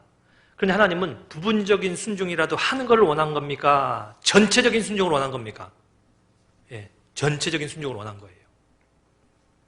사울은 자기 마음대로 했어요. 그래서 그 뒷구절에 기록된 게 하나 있지 않습니까? 10절 여호와의 말씀이 사무엘에게 임하니라 가라사대 내가 사울을 세워 왕 삼은 것을 어떻게 했다고요? 후회한다라고 했습니다. 마음대로 해요, 마음대로. 하나님 말씀을 덧붙이기도 하고 하나님 말씀을 빼기도 하고 그것이 이스라엘 백성들 죄 가운데 계속 만연되어 있었던 겁니다. 로마서 10장 로마서 10장입니다.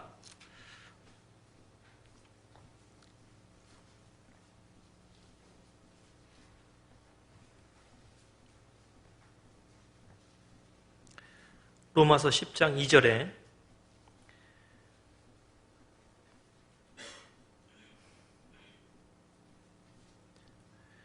내가 증거하노니 저희가 하나님께 열심히 쓰나 지식을 갖춘 것이 아니라 하나님의 의를 모르고 자기 의를 세우려고 힘써 하나님의 의를 복종치 아니하였느니라. 열심히 나쁘다는 말은 아니죠. 열심히 나쁘다는 말이 아니라 그들이 먼저 하나님의 뜻을 분명히 분별하고 난 다음에 하나님의 뜻을 알고 행해야 되는데 하나님의 뜻을 아는 것은 게을리하고 열심히 한 거예요. 열심히. 어떤 아버지가 자녀를 교육시키는 데 있어서 과도한 투자를 했습니다. 유럽하고는 다른 게 이제 그런 면이지만 유럽은 18세가 지나가면 부모로부터의 원조는 끊어집니다. 완전한 독립이 됩니다. 그런데 한국은 만 18세가 지나도 계속 향토장학금이 가지 않습니까? 향토장학금. 예, 먹여주고 입혀주고 혹 용돈도 주고 계속. 그래서 부모님이 막 허리가 굽어요. 하여튼 한국 우리 부모님들 정말 감사하고 큰일 하신 겁니다. 어떤 면에서는 제가 그런 것이 참 감사되는데 어떤 면에서는 그래서 철이 없는 사람도 있습니다. 왕왕. 또 오겠지 라는 식으로. 그런데 유럽은 안 그렇습니다. 만 18세 딱 지나가면은 부모가 1푼 안 줄 수 있습니다. 또 그것을 대부분 원하지 않습니다. 어떻게 하냐?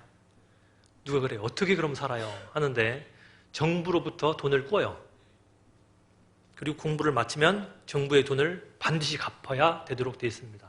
그런 제도가 되어 있기 때문에 아마 그것이 가능한지도 모르겠습니다. 자기가 밖에 나가서 월세 사는 것 중에 돈을 정부로부터 대출을 받을 수 있어요. 그리고 이제 나머지 직장 생활하는 동안에 평생 이제 갚아 나갑니다.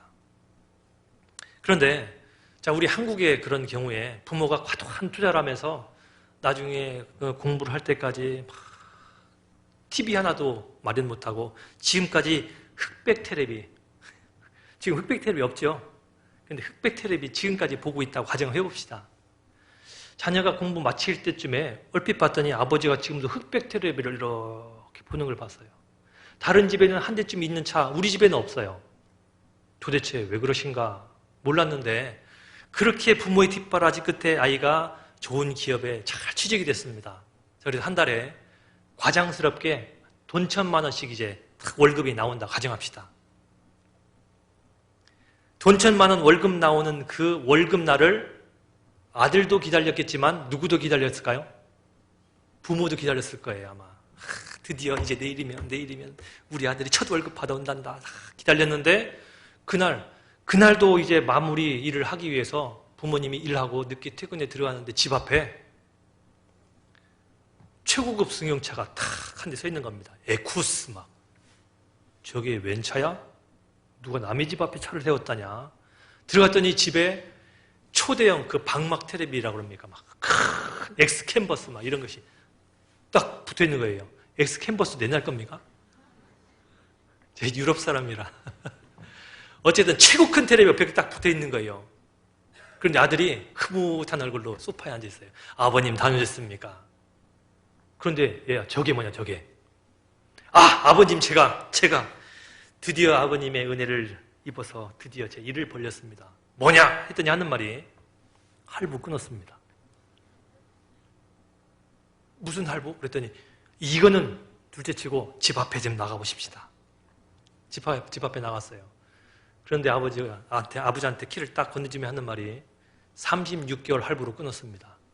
TV하고 아버지 이제 쓰세요. 그러면 아버지가 야 이놈아 내가 너 때문에 이 큰 텔레비 보고 너 때문에 고급 승용차 타본다 고맙다 하겠습니까? 아들을 향해서 한숨 쉬겠습니까? 네? 고맙다 하시겠습니까?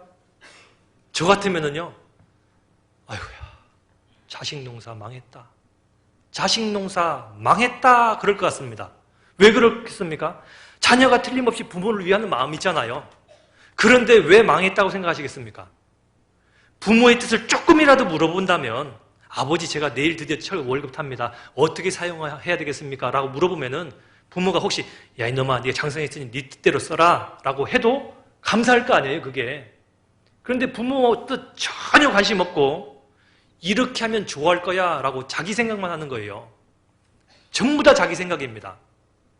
그 속에 자식 마음속에 아버지의 생각이 들어갈 틈이 없어요. 그것이 우리 신앙생활하는 가운데 왕왕 발생되는 큰 문제라는 겁니다. 내 생각이기 때문에 되고 내 생각이기 때문에 안 되고 내 생각이니까 수습시키기도 하고 하나님의 모든 계획을 철회시키기까지 해요. 하나님의 뜻이 왜 이루어지는 것이 자꾸 지연되죠? 나 때문에 그럴지 모릅니다. 나 때문에. 그러니 신앙생활하는데 가장 큰 적은 사단이라고 하기보다 날 수 있겠다 싶은 겁니다. 날 수 있겠다. 왜? 하나님 말씀을 들음에 있어서 그 말씀을 머릿속에서 재조합하고 순종하는 것에 있어서 바꿔버려요. 내 뜻을 집어넣고 내 뜻에 합당할 때 움직이겠다고 생각하는 겁니다. 아니죠. 순종은 뭐냐면 하나님이 말씀하신 그대로를 하는 겁니다. 그게 어렵습니까? 왜 어렵다고 생각되냐면 그렇게 하는데 훈련이 안 돼서 저는 어렵다고 생각합니다. 왜? 내가 그만큼 더 빨라요. 내가. 자녀들한테 무슨 얘기할 때 자녀들이 때마다 부모에게 자기 생각 얘기하면서 이것 때문에 안 돼요. 저것 때문에 안 돼요. 계속 변명하면 부모 마음이 어떻든가요? 좋든가요? 저는 저희 아버님한테 왜요? 라고 해본 적은 없습니다. 또 용납이 안 됐어요. 저희 아버님은 왜요? 라고 저는 물어보는 것이 용납이 안 됐고요. 그냥 이해했어야 돼요. 그런데 제가 언제 열받았냐면 저희 아이가 뭘 시키니까 왜요? 그러더라니까요. 너 지금 뭐라고 그랬어? 제가 너무 긴장돼가지고 그런 말이 저희 아이한테서 나올 거라고 생각을 못했는데 왜요? 라고 하는 말에 제가 열을 받아가지고요. 너 지금 뭐라고 그랬어? 했더니 아버지 왜요? 또 그랬어요. 그날 정말 힘들었습니다. 그런데 그 힘든 거를 제 신앙생활하는 중에 많이 하나님한테 했어요. 많이. 이해가 안 되면 하나님한테 끊임없이 드렸던 말씀 뭐였냐면 하나님 왜요? 하나님 왜요? 이걸 왜 저한테 말씀하십니까? 왜 이것을 저한테 시키십니까? 그런 이야기를 굉장히 하나님께 많이 드렸던 생각이 들었습니다. 누가복음 5장 찾아봅니다. 누가복음 5장.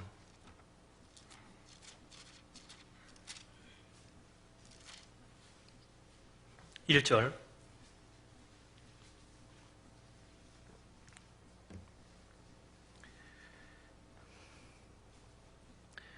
무리가 옹이하여 하나님의 말씀을 들을새 예수는 게네사렛 호숫가에 서서 호숫가에 두 배가 있는 것을 보시니 어부들은 배에서 나와서 그물을 씻는지라. 예수께서 한 배에 오르시니 그 배는 시몬의 배라. 육지에서 조금 뛰기를 청하시고 앉으사 배에서 무리를 가르치시더니 말씀을 마치시고 시몬에게 이르시되 깊은 데로 가서 그물을 내려 고기를 잡으라. 시몬이 대답하여 가로되 선생이여 우리들이 밤이 맞도록 수고를 하였으되 얻은 것이 없지만은 말씀에 의지하여 내가 그물을 내리리다 하고 그리한즉 고기를 애운 것이 심이 많아 그물이 찢어지는지라. 자, 우리가 잘 아는 사건입니다. 베드로한테 이날 같은 수치는 없었습니다. 어부로서 잔뼈가 굵은 사람입니다. 이 갈릴리 호수 게네사렛이라고 이름하는 이 갈릴리 바다라고도 불리는 그 지역.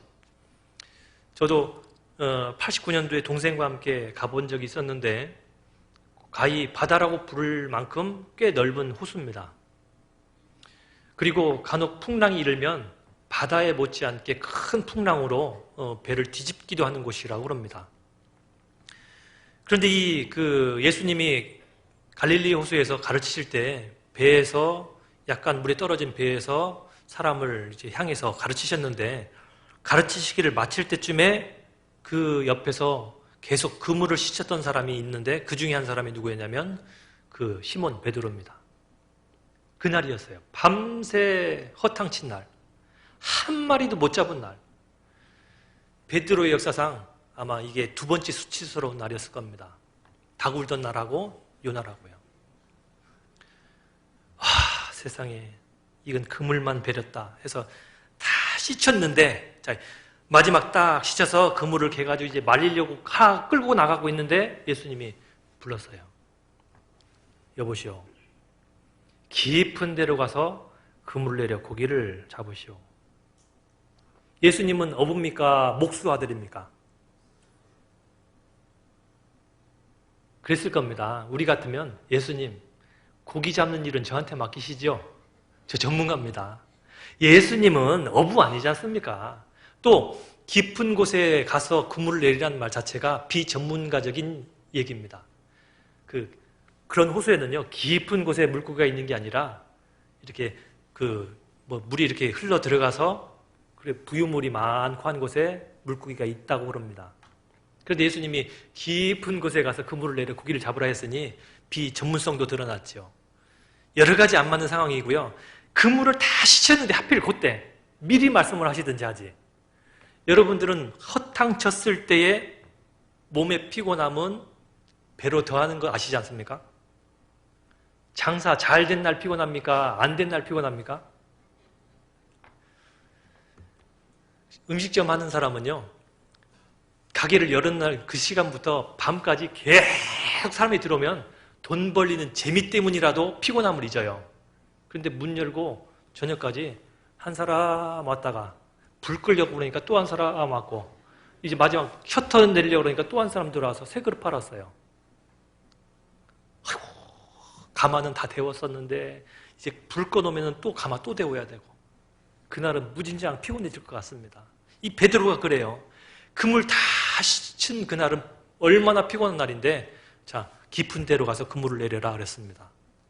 이 베드로가 한 말이 기가 막히잖아요. 예수님, 선생님 그랬죠. 선생님이요, 우리들이 밤이 맞도록 수고를 하였으되 얻은 것이 없습니다 하고 말 수도 있는데 하지만 예수님 말씀에 의지해서 한 그물 내려보죠 하고 그물 내렸는데 베드로의 이 어부의 역사상 그렇게 잡은 날은 처음이었습니다. 아마 처음이자 마지막이었을 것 같아요. 얼마나 잡히는지 이 배에 고기를 잡아 올리니까 배가 가라앉게 생겼습니다. 그렇게 잡혔던 날입니다. 이건 어떤 말씀 우리한테 하는 걸까요? 내 생각이면 안 나가는 게 옳죠. 내 생각이면 예수님하고 언쟁하는 게 더 낫죠. 그런데 순종이라는 건 뭐냐면 내 생각은 이러저러 하지만 안 되겠다고 생각이 여러 가지 들지만 주님 말씀하신다면 한번 가보지요 하는 게 순종이라 그 말입니다. 아버님 지금 가라 하시면 그것이 쟤는 이런 생각 때문에 안 맞는데 아버님 말씀하신다면 한번 가보죠 하는 것이 우리 개인적인 그 생활 속에서도 순종이듯이 하나님 말씀에는 여러 가지 안 맞는 생각이 충분히 있을 것을 하나님이 아셔요. 그래도 시키는 이유가 있음을 알고 제 머릿속에는 수없이 많은 반대의 생각이 떠오릅니다만 하나님이 저한테 명령하셨으니 말씀대로 한번 해보죠 라는 겁니다. 하나님이 우리에게 약속하신 건 모든 게 법칙인 거 아시죠? 법칙이라는 것이 뭐죠? 자, 제가 손에 수첩을 들고 있는데 이 수첩을 쥐고 있던 손가락을 벌리면 수첩은 어떻게 될까요?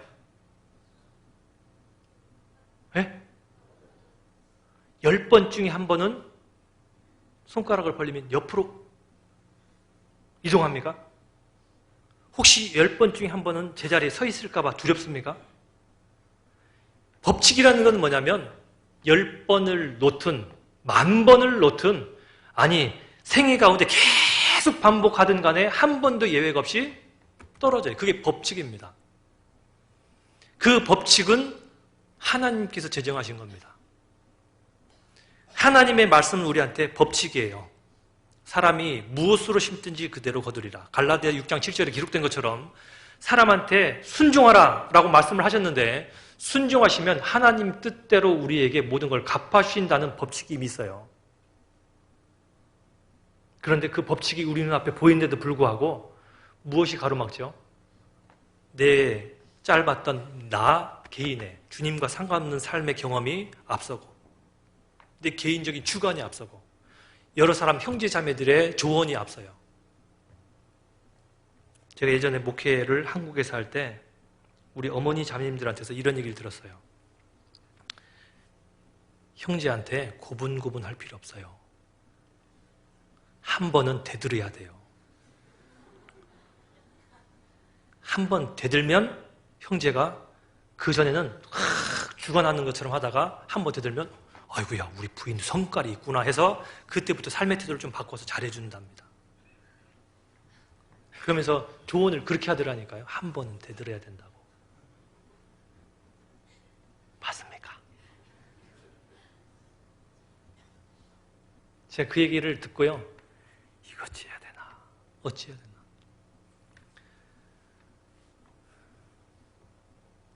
그런데 하나 여쭤봅시다. 그렇게 해서 형제가 좀 잡혔다면 성경적입니까? 아닙니까? 성경적입니까? 아닙니까? 왜 아니라고 대답하십니까? 알아요, 이미. 그런데 혹 두 분이 서로 마주칠 때 되면은요, 뭐가 먼저 올라오죠? 말씀에 대한 나의 개인에게 하신 하나님의 명령이 먼저입니까? 아니면 상황이 먼저입니까? 상황이 먼저가 되니까 막 말싸움도 하고 치기도 하고 심지어 우리 중에 치는 경우는 없겠네요. 그러죠? 죄송합니다. 그리스도인 가정에도요, 소란함이 생겨요.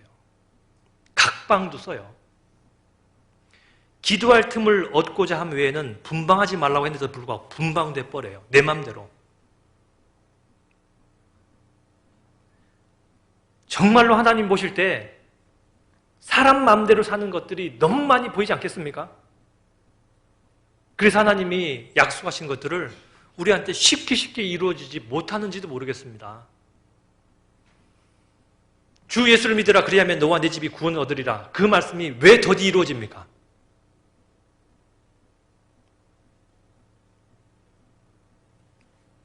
우리가 하나님 말씀에 말씀대로 순종하지 않고 자꾸 다른 걸 보기 때문입니다.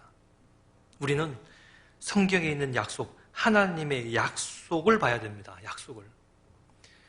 우리에게 가장 신앙의 모든 면에 근본 되시고 모든 것의 본이 되신 예수님은 우리에게 마태복음 4장에 어떻게 본을 보이셨냐면 마태복음 4장 4절과 마태복음 4장 7절과 마태복음 4장 11절 이 세 계절에 똑같이 반복하신 말씀이 뭐였죠?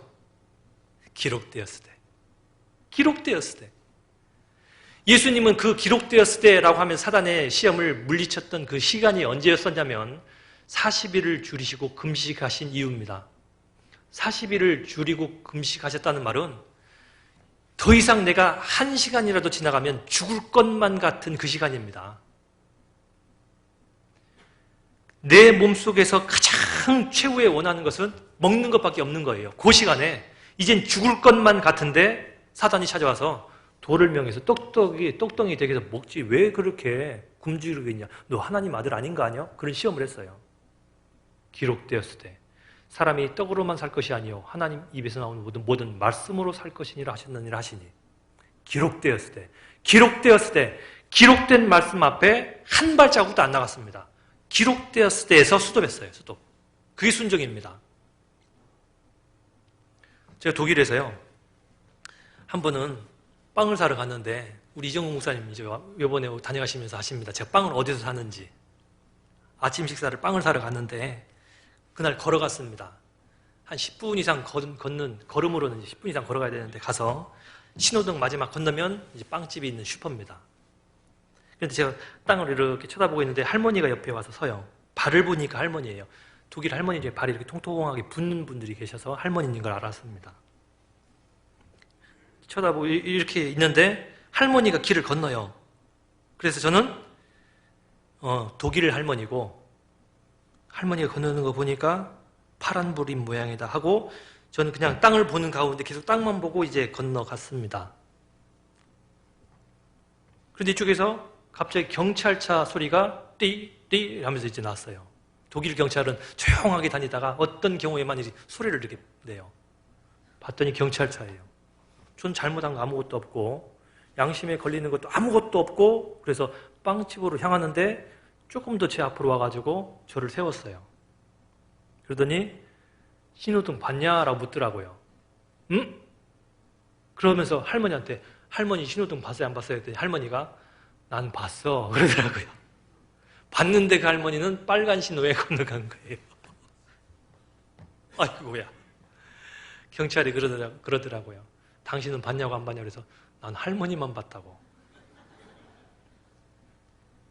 정상 참작을 한다면서 오유로 딱지를 끊었습니다. 할머니한테 좀 더 과한 거를 저한테는 오유로 딱지를 딱 끊어서 현장에서 제가 나 은행 가기 싫으니까 네가 내줘. 오유를 건네줬어요. 영수증 줬습니다. 제가 그 딱지를 받으면서 이랬어요. 제가 할머니를 봤어야 되는 겁니까? 신호등 봤어야 되는 겁니까? 저는 신호등을 봤어야 돼요. 할머니 봤기 때문에 제가 불순종한 마치 성경을 통하자면 그런 사건이 생긴 겁니다. 내 옆에 사람 보면 안 돼요. 그 사람이 자빠지면은 그 사람이 하나님 안 봐서 자빠지는 거지. 나는 그 사람이 자빠질지라도 누구를 봐야 되죠? 주님 보면 돼요, 주님. 나를 붙드시는 분은 주님이시고 나에게 명령하시는 분도 주님이세요. 나에게 명령하신 모든 것에 대한 결과를 책임지시는 분도 주님이십니다. 그러니 주님 보면 돼요, 주님. 사람 볼 필요 없다는 얘기입니다. 우리가 신앙생활에 넘어져야 되는 이유, 넘어질 수 있는 이유가 뭐냐면 내 생각과 내 꾀 때문입니다. 내 경험 때문입니다. 신앙생활을 많이 했다고 하는 사람들이 간혹 넘어진 이유도 바로 거기에 있습니다. 많이 반복되는 생활 속에 말씀은 아닌데도 불구하고 마치 말씀처럼 여겨져서 불순종하고 있는 겁니다. 예를 한번 들어볼까요? 어떤 사람은 말씀에 충성한다고 본인은 생각하는데 다른 사람 볼 땐 충성 안 하는 경우가 있잖아요. 충성이라는 칼을 들고 형제자매를 막 아프게 하고 말로 상처 주고 하는 경우 있잖아요. 그런데 본인은 충성스럽다 이겁니다. 본인은. 충성이라는 칼을 하나님이 내 손에 주어져서 다른 사람한테 상처 주도록 권한을 주시는 건 아니죠. 충성이라는 말은 하나님한테 충성이기 때문에 말씀대로 하면 돼요. 말씀대로. 그것이 바로 가장 모범된 예수님을 제외한 성경의 모델은 바로 모세입니다. 모세. 이 모세는 하나님의 말씀대로, 하나님 말씀대로 모든 걸 행한 사람이에요. 모세는. 아까 제가 출애굽기 몇 장에서 18번 반복되다고 그랬죠? 39장과 40장입니다. 그 중에 한 절만 찾아보겠습니다. 출애굽기 39장입니다.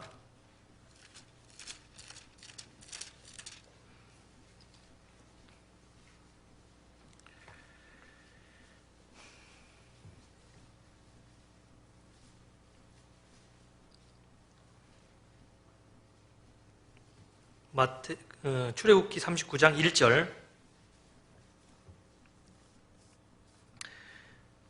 1절 같이 읽겠습니다. 그들이 여호와께서 모세에게 명하신 대로 청색, 자색, 홍색 실로 성소에서 섬기기 위한 정교한 옷을 만들고 또 아론을 위한 거룩한 옷을 만들었더라. 하나님이 모세에게 명하신 대로 하나님이 우리에게 명하신 대로를 행해야 되는데 그렇지 못한 것이 우리의 삶 가운데 많아요.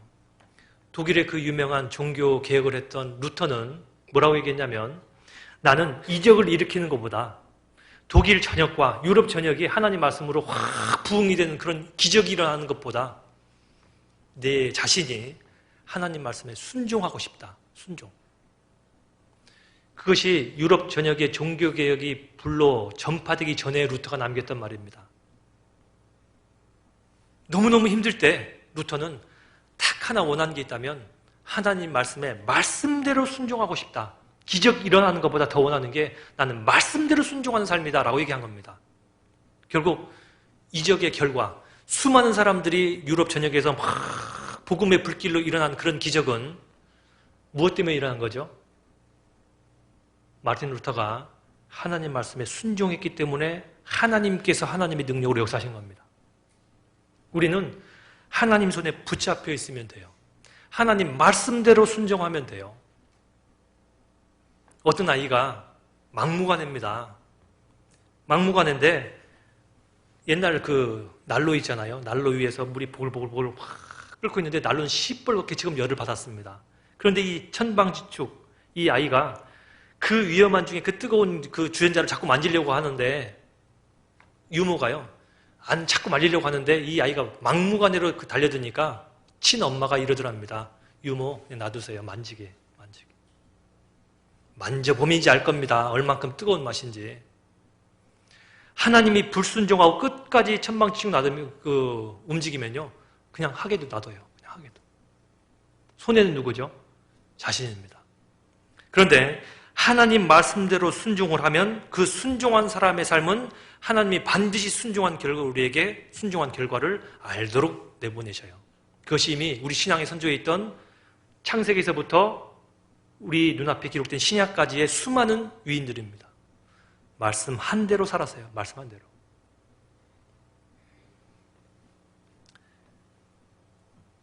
요한복음 한두 절만 더 보겠습니다. 요한복음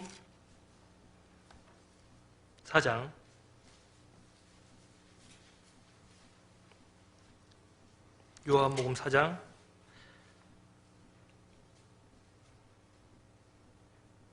32절에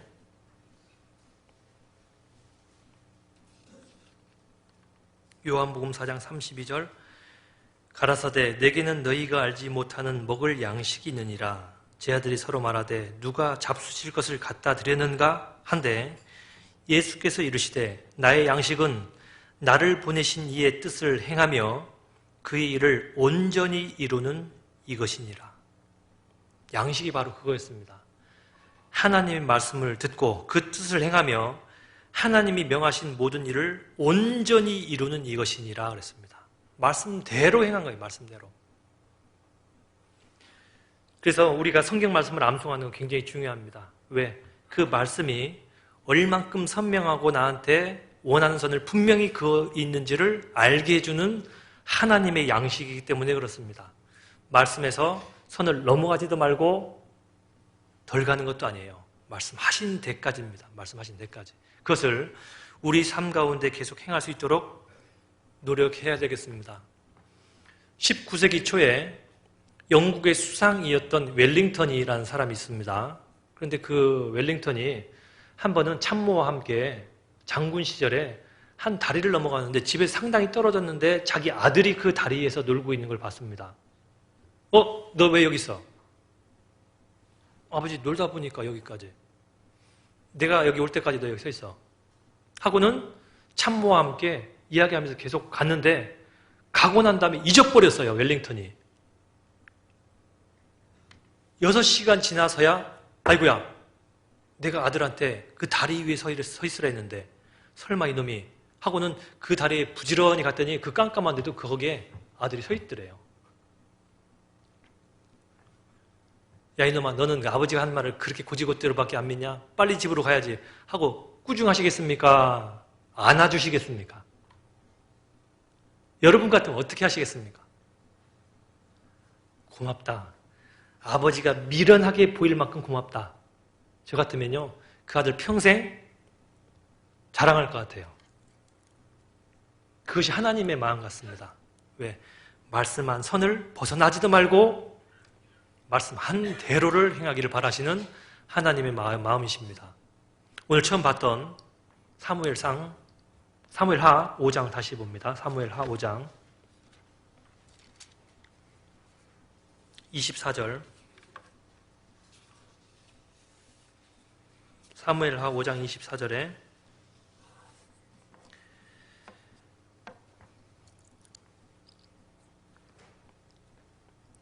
뽕나무 꼭대기에서 걸음 걷는 소리가 들리거든 곧 동작하라. 그때 여호와가 내 앞서 나아가서 블레셋 군대를 치리라 하신지라. 25절 같이 읽겠습니다. 이에 다윗이 여호와의 명하신 명대로 행하여 블레셋 사람을 쳐서 게바에서 게셀까지 이르니라. 예, 여기 구절은 간단합니다. 이에 다윗이 여호와의 명하신 대로 했다. 명대로 행하여 블레셋 사람을 쳐서 게바에서 게셀까지 이르니라. 이 말씀은 굉장히 간단하게 기록되어 있는 다윗 삶 가운데 있는 일이지만 실은 여러 가지 정황이 쉽지 않게 만드는 그런 것이 우리 삶 가운데 너무 많다라는 것을 같이 생각하면서 우리가 하나님 말씀을 얼마큼 순종해야 되는지를, 어떻게 순종해야 되겠는지를 같이 배웠습니다. 이 말씀이 우리 삶 가운데 계속 반복되어서 계속 이루어졌으면 좋겠습니다. 또 그렇게 돼야 되겠습니다. 같이 기도하시겠습니다.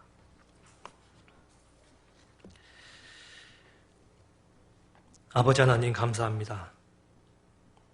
우리처럼 천하고 약한 사람들, 마치 벌레 같은 구더기 같은 사람들을 사랑하셔서 구원해 주심을 감사합니다. 그리고 우리에게 값어치를 더하셔서 하나님의 아들로, 그리고 하나님과 함께 일하는 자로서 또 하나님의 종으로 삼아주심을 감사합니다. 그리고 전에 악했던 우리를 통해서 하나님의 일을 이루어 가심을 기뻐하는 것을 알고 더욱더 감사를 드립니다. 주님의 몸된 교회를 섬기는데 저희가 무슨 능이 있겠습니까? 저희에겐 능이 없습니다. 오직 주님의 능이 우리와 함께 행하며 주님의 지혜가 우리 가운데 함께 행해서 주님이 우리를 통해서 원하는 것들이 차질 없이 이루어질 수 있도록 도와주시옵소서. 오늘 말씀을 통해서 우리가 하나님 말씀에 어떻게 순종해야 되는지를 배웠습니다. 순종하는 삶이 우리 삶을 더욱더 값어치 있게 할 것을 압니다. 하나님 도와주시옵소서. 말씀에 순종하게 하시고 그 말씀에 더하거나 빼는 죄를 우리 삶 가운데 행하지 않도록 도와주시옵소서. 마치 그 오래전 아브라함처럼, 그 오래전 다윗처럼, 그리고 수많은 신앙의 선진처럼 하나님 말씀하신 대로 그 믿음 가운데 행하는 자가 되게 도와주시옵소서. 그리하여 우리 모든 삶을 통해서 주님께서 영광 받으시고 주님께서 날마다 찬송을 받아 주시옵소서. 주님 앞에 돌아가는 그날 잘하였다, 충성된 종아 하는 주님께로부터 귀한 칭찬과 영광이 되는 시간이 되도록 우리 모든 삶 가운데 우리를 이끌며 인도해 주시옵소서. 모든 말씀을 우리를 기가 막힐 죄악으로부터 구원하여 주신 구주 예수님의 이름으로 감사하며 기도드렸습니다. 아멘.